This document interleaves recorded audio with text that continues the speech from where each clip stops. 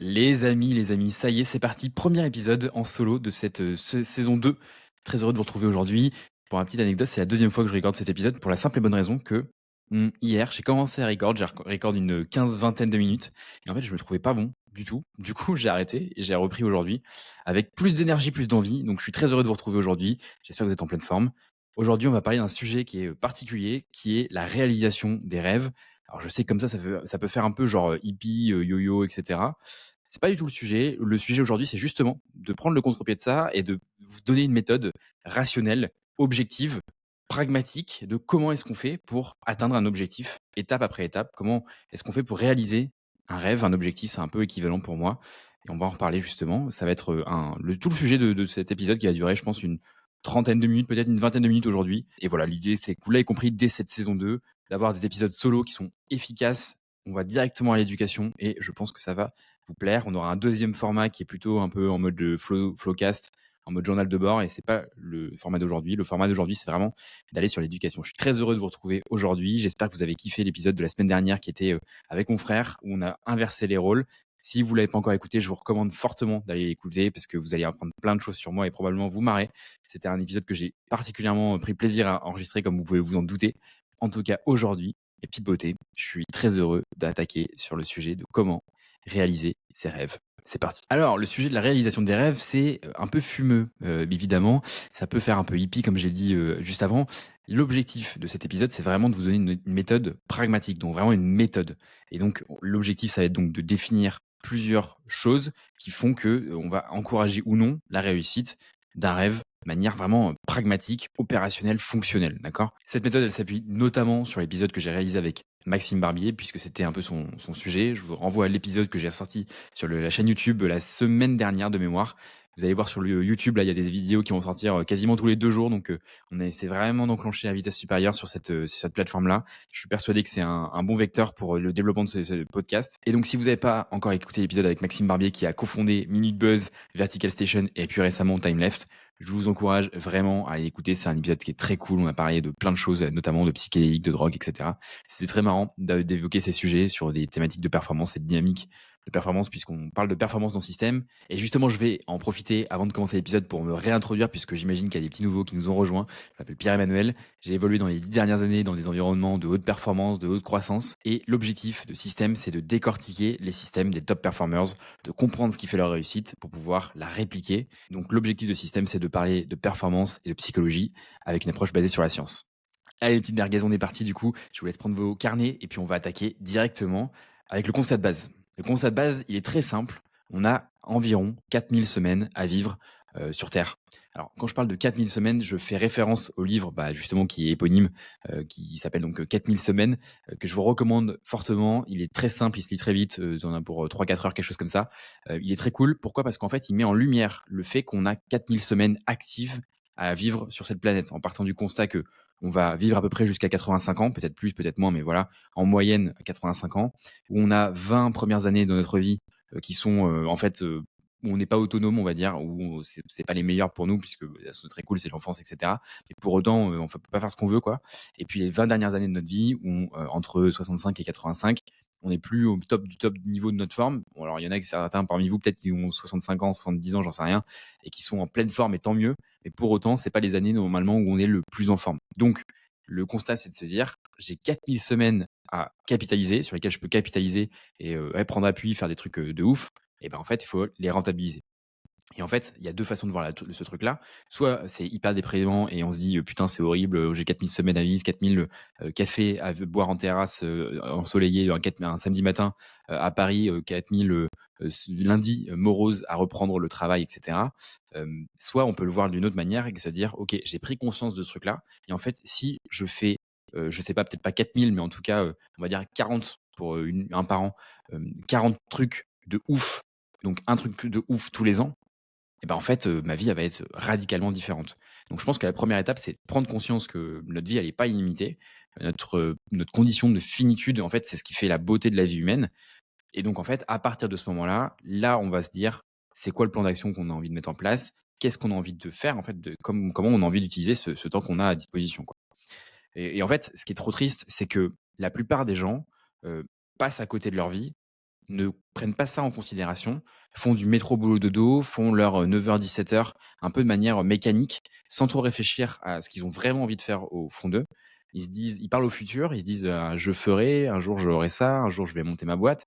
Et en fait, ce futur ne passe jamais au présent et ça, c'est vraiment triste parce que, bah, autant je suis persuadé qu'il y a des gens qui ont pas vocation à mettre en place des choses de ouf dans leur vie, autant je suis persuadé que sur le ligne mort, l'objectif, c'est quand même d'avoir le moins de regrets possible. Je suis pas sûr qu'on puisse ne pas avoir de regrets, mais pour autant, je pense qu'on peut avoir le moins de regrets possible et c'est donc tout ce que je vous souhaite, mes petites beautés, vous l'avez compris. Peut-être encore 2 idées sur la partie, 4 000 semaines. Bah, la première chose, c'est qu'en fait, plus que vouloir faire un maximum de choses, il faut aussi se dire qu'on ne pourra pas tout faire et en fait, l'idée, c'est de vivre avec les trucs qu'on sera OK de ne pas faire. En fait, le sujet, c'est de se dire: «Comme je suis un être fini par définition, je ne peux pas faire des choses de manière infinie» et donc le sujet, c'est vraiment de se dire: «Il y a des trucs que je pourrais pas faire dans ma vie». Donc il faut, de manière proactive, identifier ce qui est vraiment important pour vous, ce que vous allez c'est genre une condition non négociable de faire ce truc-là, ce qui est un peu moins important, ce qui est un peu moins important, ce qui est pas important et cetera et cetera. Et à partir de ce travail-là, l'idée, c'est d'avoir un plan d'action hyper pragmatique, hyper méthodique de je réalise ce truc-là. Parce que si vous réalisez à 70 ans que vous avez envie de monter l'Everest, je fais un petit clin d'œil au super documentaire d'Inoxtag qui est sorti la semaine dernière. Bah, en fait, à 70 ans, ça va être beaucoup plus compliqué qu'à 25 ou 22 ou 30, vous voyez ce que je veux dire? Donc en fait, l'idée, c'est pas de se rendre compte à 70 ans qu'on a envie de faire tel truc et tel truc, alors que c'est pas impossible, mais c'est beaucoup plus compliqué. C'est pour ça que je suis assez persuadé que tout le monde devrait avoir, une liste de rêves. J'en ai déjà parlé, à plusieurs reprises dans ces épisodes. Une liste de rêves, c'est pas forcément des trucs de ouf et d'ailleurs on va en reparler de qu'est-ce que c'est qu'un rêve finalement. Définir en fait, prendre un bout de papier là tout de suite maintenant, vous mettez l'épisode en pause après avoir mis 5 étoiles, après vous avoir follow, après avoir mis des petites questions sur Spotify, après avoir mis une petite review parce que vous m'aimez trop. Vous prenez un papier, un stylo et en fait là, pendant une demi heure genre, pas 5 minutes parce que ça va pas, enfin vous aurez pas les idées, mais genre prenez un petit peu de temps et vous listez les 10 trucs que vous avez envie de faire qui vous passent par la tête. Et le truc, c'est que c'est pas obligatoirement des trucs de ouf. Et justement, on va embrayer sur le sujet de c'est quoi un rêve, c'est quoi un objectif. En fait, c'est pas forcément aller courir des marathons, monter de l'Everest. Ça peut être des trucs vraiment tout simples. Et c'est pour ça, je pense qu'il faut un peu dédramatiser ce que c'est que le rêve. En fait, le rêve, c'est ni plus ni moins qu'un objectif. Et par exemple, un rêve, ça peut être très bien passer un diplôme de plongée qui se fait en 24 heures. Donc, c'est pas un truc de ouf. Et tout le monde enfin, c'est accessible à tout le monde. Comme ça peut être, je sais pas, payer une baraque, dans le sud de la France à mes parents, par exemple, qui est a priori un objectif qui est quand même plus compliqué à mettre en place et à réaliser en termes de timing. Bref, vous avez compris, l'idée c'est qu'il faut dédramatiser ce truc-là. Il y a pas besoin, d'avoir des rêves de ouf. En fait, tout le monde peut avoir, ses propres rêves et justement, en fait, c'est un de mes points, c'est que, avant de dire comment est-ce qu'on réalise les rêves, déjà il faut se poser la question de pourquoi est-ce qu'on a envie de faire tel ou tel rêve? Parce qu'en fait, il y a plein de gens qui me disent, «Ouais, moi je veux être, plus sportif». Moi, je veux faire, un marathon, moi, je veux avoir une Lamborghini. OK, cool. Mais en fait, pourquoi est-ce que tu as vraiment envie de ça? Mon point, en fait, ici, c'est plutôt de dire que je veux pas copier-coller le rêve d'un pote à moi, de quelqu'un que je connais, de quelqu'un que j'ai vu sur les réseaux sociaux.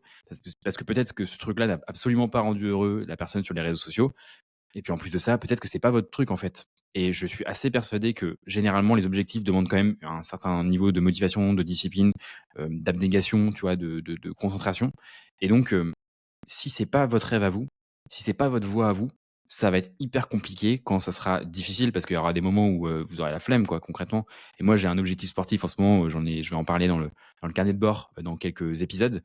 Je vous révélerai ça à ce moment-là. C'est un objectif de très haut niveau. Il y a des moments en fait où j'ai pas envie d'aller m'entraîner quoi, j'ai la flemme, ça me gave quoi et donc en fait, si on n'a pas un objectif assez fort, un why du coup, en anglais, un why assez fort, a priori, ça va être super compliqué dans les moments difficiles, dans les moments où tout va bien, où on est en été, il y a du soleil, vous avez votre quantité d'hormones qui sont au max, et cetera. Vous avez, des vacances, un sommeil optimal, une alimentation qui est optimale. Ouais, là-dessus, c'est cool, il y a aucun problème.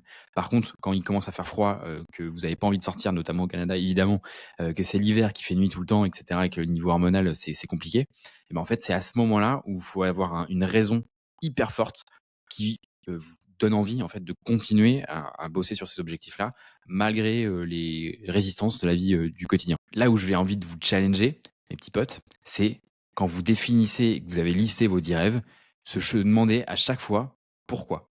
Pourquoi ce rêve-là? Est-ce que c'est pas finalement, un biais? Est-ce que ce rêve-là, c'est vraiment le mien? Est-ce que, ça me parle au plus profond de moi ce rêve-là? Je vous donne un exemple, si moi, j'avais, un rêve qui était par exemple de prendre l'avion, en business class, Bah, en fait, ça me ressemblerait pas parce que je suis quelqu'un d'assez simple et en fait, moi, être dans l'avion, dans les favelas, plutôt qu'en en business class, bah, ça me fait pas une énorme différence, vous voyez? Je peux très bien m'accommoder d'un confort, pas optimal pendant 10 heures, j'en ai rien à faire, quoi. Donc ça, pour moi, ça pourrait être un rêve de quelqu'un d'autre parce que ça pourrait symboliser pas mal de choses, la réussite financière, la réussite professionnelle, des choses comme ça. Moi, ça me parle pas du tout et donc c'est pas quelque chose que je vais intégrer dans ma liste de rêves, par exemple. Je pense que c'est un exemple qui est assez bien trouvé a priori. Pareil, il y a souvent des rêves un peu sportifs. J'ai pas l'impression que typiquement, bah, monter au sommet de l'Everest, c'était le rêve de pas mal de personnes. Ça l'est pas aujourd'hui pour moi. Mais autant, après avoir regardé, par exemple, le documentaire d'Inoxtag, je me suis dit, autant la Madame Blanc, ça a l'air exceptionnellement magnifique, ça a l'air incroyable, autant l'Everest, ça a l'air complètement busy avec plein de monde, et cetera et ça donne pas envie, en fait, ça fait pas rêver. En revanche, évidemment, c'est un rêve qui se respecte et je suis sûr qu'il y a plein de gens parmi vous, peut-être, en tout cas, pas dans le monde entier dont c'est le rêve, en fait, de monter l'Everest. C'est juste pas le mien, quoi. Par contre, j'ai des rêves de mon côté qui seront absolument pas les vôtres. C'est donc là où je vous challenge, c'est lister le maximum de choses de manière exhaustive, sans vous censurer. Même si les trucs qui vous semblent complètement débiles, listez-les parce qu'après vous pourrez à la fois les challenger, vous demander pourquoi et puis les prioriser évidemment parce qu'il y a des rêves qui vous donneront plus envie que d'autres.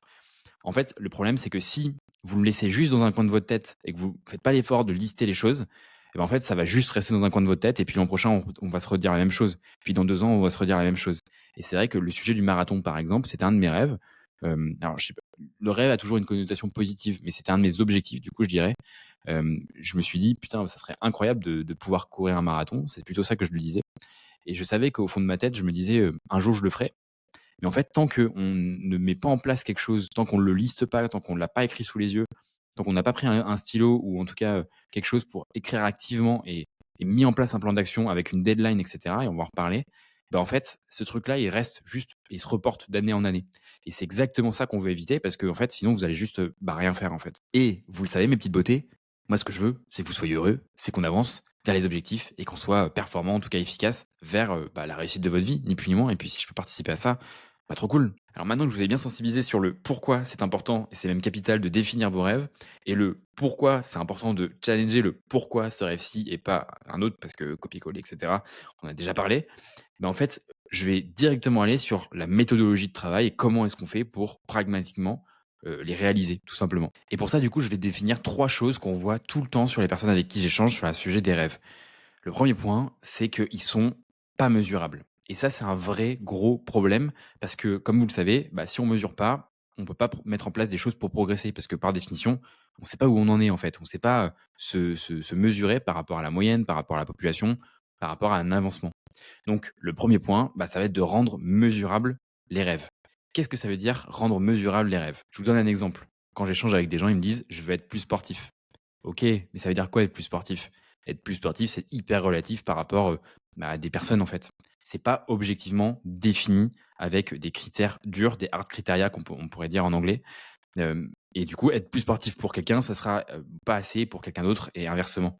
Donc, plutôt que dire: «Je veux être plus sportif», déjà vous l'avez compris, l'idée c'est de dire: «Bah, pourquoi est-ce que tu veux être plus sportif en fait?» Ça veut dire quoi pour toi? Et demain, si tu n'es pas plus sportif, qu'est-ce qui va se passer? Donc c'est l'effet un peu collatéral de pas réaliser ce rêve-là et inversement, si tu réalises ce rêve-là, ça va t'apporter quoi? C'est quoi le bénéfice espéré? C'est quoi le positive outcome, pour faire un bel anglicisme de la réalisation de ce rêve-là? Et en fait, je pense qu'il faut faire ces 2 travails. Donc je dis pas les 2 travaux, hein, c'est 2 choses individuellement séparées. Le premier travail de dire: «C'est quoi le risque? C'est quoi l'impact que j'ai si je ne réalise pas ce truc-là? C'est quoi le bénéfice, le positif, le truc, cool qui va se passer si je le réalise?»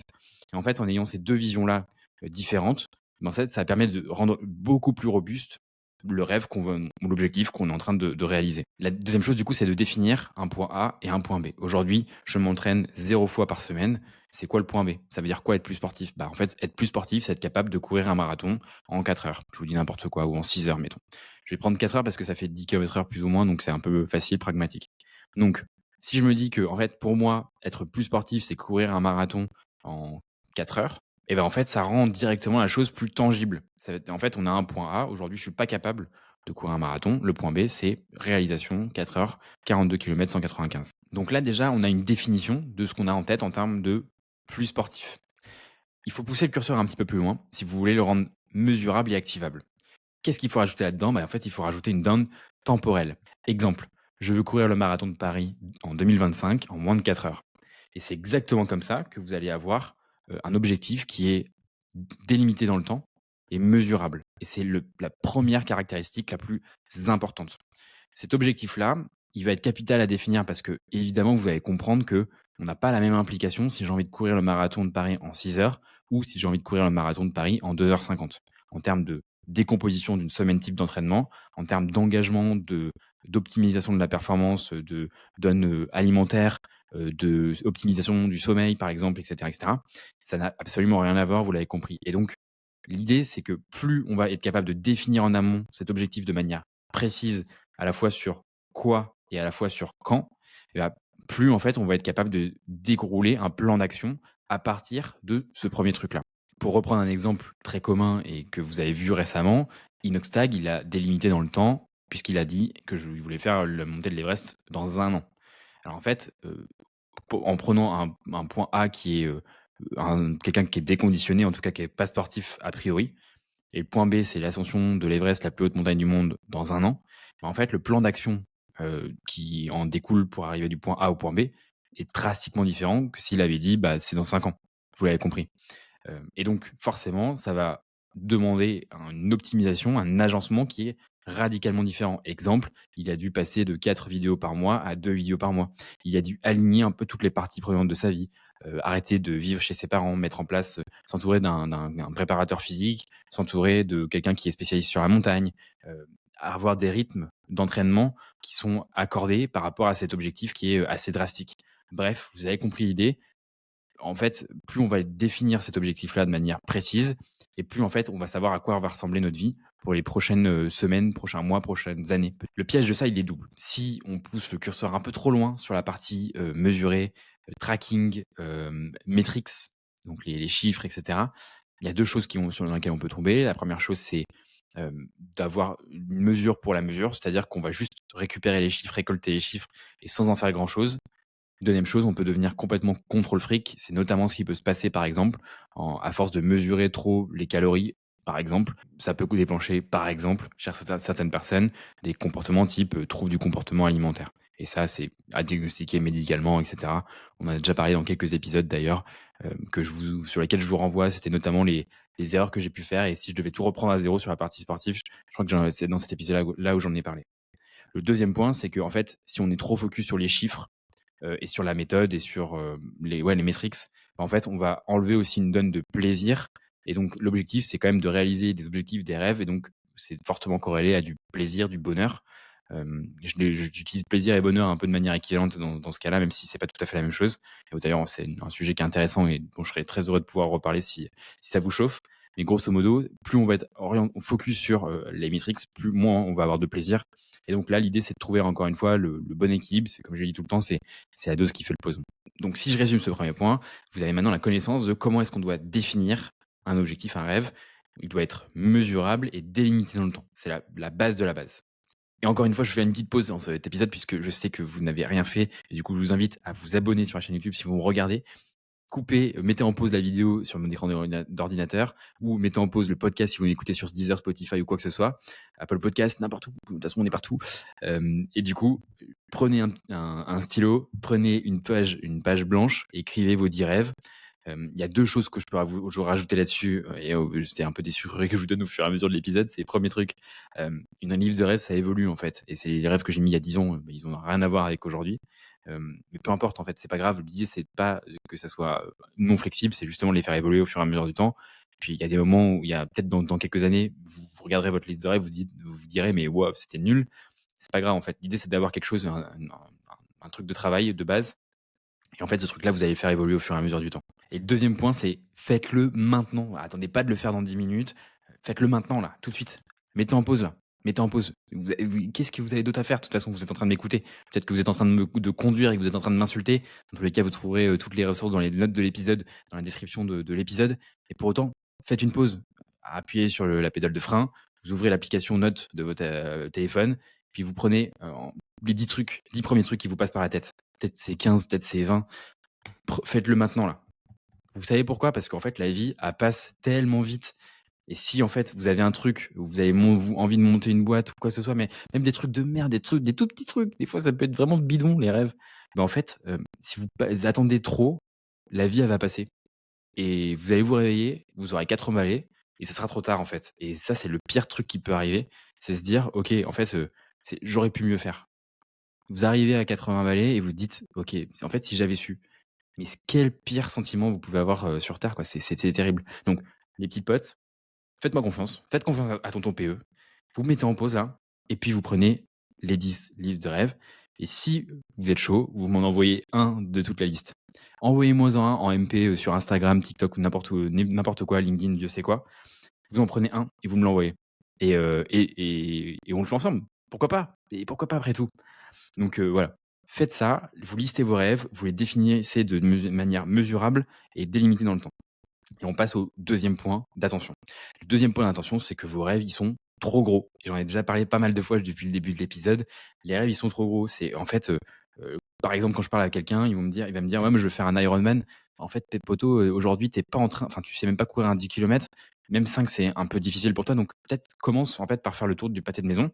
Peut-être commence par faire, 30 minutes sans s'arrêter d'endurance fondamentale et puis, en fait, peut-être de manière progressive, on va aller un peu plus gros, mais d'abord, enfin, voilà, étape après étape, quoi. Valide les points de passage, même si c'est moins sexy, même si c'est moins instagrammable et que les réseaux sociaux t'encouragent à vouloir faire un Ironman de ouf, machin, je sais pas quoi, un ultra trail dans le désert, à -50 degrés, par la nuit et cetera. En fait, faut enfin, prenons le temps, de faire des objectifs dans le temps et prenons le temps de de faire des étapes, des points d'étape, sur ça. Donc en fait, les objectifs sont trop gros. Vous avez pas besoin d'escalader le Kilimandjaro pour, faire un rêve de ouf. Vos rêves, ils sont à vous, vous les devez à personne en fait. C'est vos trucs à vous. Donc c'est quelque chose de très personnel et en fait, ils peuvent être tout petits en fait, c'est pas un sujet. Ça peut très bien être, d'être capable de parler, de manière sentimentale et authentique à vos parents. Enfin, vous voyez ce que je veux dire? C'est chacun a ses rêves à lui et c'est OK. Mais ne vous enfin, il faut ce serait une erreur de vouloir aller trop gros dès le début, je pense. Le troisième point que j'avais en tête, c'est, qu'on a le rêve de son voisin et ça, c'est encore une fois ce que j'ai déjà parlé depuis le début de l'épisode. C'est en gros, vous êtes influencé, biaisé comme moi par les réseaux sociaux, par l'algorithme et cetera et en fait, vous avez l'impression que vous allez cette Lamborghini alors qu'en fait, au fond de vous, c'est pas vraiment ça qui va vous plaire, en fait. Vous êtes quelqu'un qui a envie de complètement autre chose, mais parce que vous êtes biaisé, parce que la société, veut que vous ayez ça, parce que ce truc-là, il devient désirable, en fait, vous êtes influencé par ce truc-là et encore une fois, je vous challenge et au fond, est-ce que ça fait vraiment du sens pour vous? Parce que si, ça fait pas vraiment du sens, quand ça va être dur, qu'il va faire froid, qu'il va faire -40 à Montréal, j'ai trop le seum, qu'il va faire nuit tout le temps et ça sera beaucoup plus dur de vous motiver. Parce qu'encore une fois, l'objectif, c'est de réaliser vos rêves à vous et pas le rêve de son voisin. J'enchaîne avec le quatrième point parce que j'en ai déjà un peu parlé et je pense que j'ai pas besoin forcément d'y revenir énormément. Mais en fait, la dernière étape de tout ça, c'est de décomposer ce rêve-là. Maintenant qu'il est mesurable, qu'il est pas trop gros, qu'il est acté dans le temps, mais en fait et que c'est surtout votre rêve à vous et en fait, on va être capable de mettre en place un plan d'action. C'est-à-dire que si j'ai envie de courir le marathon de Paris en 6 heures, en 2025, peut-être que je vais pas avoir besoin d'un énorme plan d'action, mais peut-être qu'il va falloir quand même que je mette en place, un système du coup, d'où le nom de ce podcast, qui va raisonner en termes de semaines, peut-être même en termes de jours, sur l'alimentation et à l'échelle de la semaine, par exemple 2 entraînements de course, par exemple, par semaine et encore une fois, là où je vais vous challenger, c'est que c'est pas, je vais courir 2 fois par semaine pour réaliser mes objectifs, c'est je vais courir le mercredi et le vendredi à 17h30 sans aucune condition, sans aucune négociation possible et ça doit être ancré dans notre système et peu importe ce qui se passe, ça doit rester, ad vitam aeternam, quoi. Vous voyez ce que je veux dire? Sans négociation possible. Peu importe si, vos collègues vous disent, «Allez viens, on va boire une bière» et cetera. Bah, non, en fait. Peu importe si votre grand-mère vous dit: «Il faut absolument» bon, ça, c'est peut-être une exception que vous pouvez avoir, mais vous voyez ce que je veux dire? Faut être hyper inflexible et une fois que vous avez défini votre objectif, acté que c'est votre truc à vous et que vous avez défini votre plan d'action en fait, on tient le plan d'action, peu importe ce qui se passe et là-dessus, ce qui m'aide énormément personnellement, c'est d'avoir vraiment un algorithme de décision. C'est-à-dire que, par exemple, sur mes, 10 000 pas par jour et ça d'ailleurs, on va faire un épisode dans 2 semaines qui en parle. C'est, ces trucs-là, peu importe le chiffre que c'est, peut-être que c'est 4 000 pour certains et 12 000 pour d'autres. En fait, ce truc-là, c'est une condition de sine qua non de mon système. C'est-à-dire que c'est non négociable ce truc-là. Donc peu importe ce qui se passe dans ma journée, j'arriverai à ce chiffre-là Et du coup, l'objectif, c'est d'avoir une sorte d'algorithme qui dit, si, il fait chaud, alors je fais ça. Si il fait froid, alors je fais ça. S'il pleut, bah, alors je prends un parapluie et puis je vais quand même marcher. Vous voyez ce que je veux dire? Il faut envisager tous les scénarios compliqués possibles, toutes les résistances, tous les points de friction que vous pourriez avoir et à partir de là, plus vous allez anticiper en mode anti-vision, en mode, vision négative un peu de tous les paramètres qui pourraient, se présenter devant vous, qui pourraient vous freiner dans vos objectifs et plus en fait, vous allez pouvoir anticiper et déjouer un peu les choses qui pourraient arriver. Ce plan d'action, il faut qu'il soit régi par différentes choses. Donc comme je vous l'ai dit, c'est que ça soit acté dans le temps, là aussi à l'échelle vraiment du plan d'action. Deuxième chose, c'est ce que, je dis tout le temps, c'est qu'il faut être capable d'aller le plus vite possible, mais de manière la plus durable possible. Ça, c'est hyper important de l'avoir. C'est en fait, l'objectif, c'est pas de se cramer. Si comme vous commencez, dès le demain à mettre en place 5 séances de crossfit par semaine, alors que vous êtes pas du tout crossfitter, que vous faites pas du tout de sport, a priori, vous allez vous cramer et c'est pas l'objectif. L'objectif, c'est d'être capable de durer dans le temps. Comment est-ce que vous identifiez si vous durez ou pas dans le temps? En fait, c'est la progression que vous allez voir. Si à partir du moment où vous progressez plus et que vous continuez à vous entraîner avec le même niveau, le même volume d'entraînement et que sentez que vous êtes fatigué, bah, c'est le moment où vous, en fait, vous progressez plus, quoi. Donc, en gros, le travail que vous devez faire, c'est d'identifier la vitesse maximale que vous pouvez tenir tout en n'entachant pas, en n'entamant pas la récupération que vous allez pouvoir avoir. Et donc là, je parle d'un objectif sportif, mais c'est exactement pareil pour le business, évidemment, en termes de volume horaire de travail, par exemple. Si vous vous rendez compte que si vous travaillez, je sais pas, 4 heures par jour, bah, vous êtes en sous-régime, 10 heures par jour, vous êtes en sur-régime, peut-être qu'il y a un entre-deux à trouver. Et ce travail-là, il va être fondamental de trouver le sweet spot de j'ai assez de capacité neuronale, de capacité intellectuelle pour pouvoir avancer. Et au-dessus de là, je suis cramé, quoi. Le dernier point, c'est pour moi comprendre l'implication que ça va avoir dans votre vie. Donc, si je reprends l'exemple avec Inoxtag, c'est d'être pu pouvoir sortir 4 vidéos par mois, par exemple. Dans votre cas, ça va être par exemple moins, si je prends l'exemple du marathon de Paris, bah, c'est peut-être aller un peu moins en soirée parce que vous allez prioriser votre entraînement.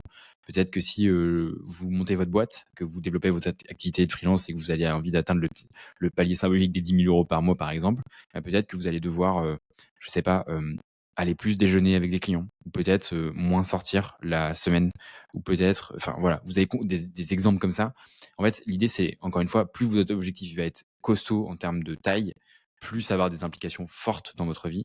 Ça veut aussi donc dire une autre chose, c'est que si vous partagez votre vie avec quelqu'un, en fait, il va falloir aussi faire une sorte de négociation interne et d'aligner en fait toutes les personnes de votre foyer pour que tout le monde soit avec vous, à vos côtés, et ça peut être aussi vos potes par exemple, que tout le monde soit avec vous, à vos côtés, les embarquer dans votre projet pour qu'en fait, ils vous mettent pas de bâton dans les roues et qu'ils vous entraînent pas en soirée, alors que vous, votre objectif, c'est d'aller courir le marathon en 2h50 parce que c'est pas compatible par définition. Et encore une fois, comme j'ai dit tout à l'heure, courir un marathon en 6 heures versus courir un marathon en 3h30 versus courir un marathon en 2h50, ça a des niveaux d'implication qui sont drastiquement différents. Et donc, encore une fois, là où je vous challenge, c'est d'être sûr et certain de quel objectif vous voulez vous rapprocher et surtout, être sûr et certain que c'est le vôtre et surtout, comprendre un peu l'impact que ça va avoir dans votre vie et trouver encore une fois le bon compromis. Vous savez que c'est une notion qui m'est chère.